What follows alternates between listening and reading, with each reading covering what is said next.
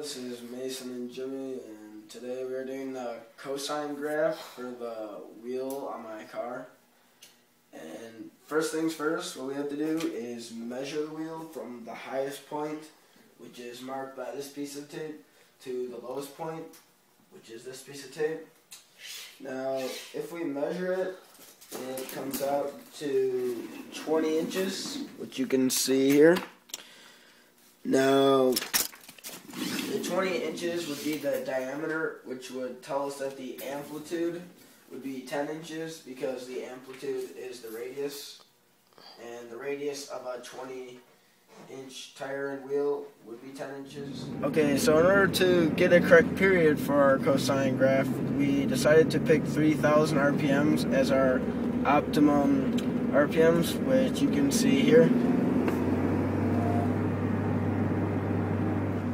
Okay, so next we had to figure out the period, and the period is basically what it is the time it takes for the wheel to complete one cycle. Now, we base it off that if it takes 60 seconds to do 3,000 revolutions, then it must take 0.02 seconds in order for it to complete one revolution. So 0.02 seconds would be our period, which you can see here. And this graph demonstrates at how the wheel starts at the maximum of 20 inches, goes down, and then back up to where it began. Okay, so we have our y-axis, which is the height, begins at 20 inches.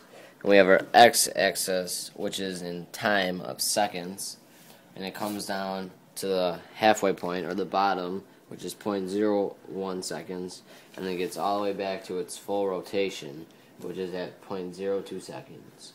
The amplitude of our graph is 10 because the diameter of the wheel is 20, which means the radius is 10, and the amplitude is the radius, so it's 10. And our equation for our cosine graph is y equals 10 cosine pi over 5x minus pi over 2. And that is our cosine graph.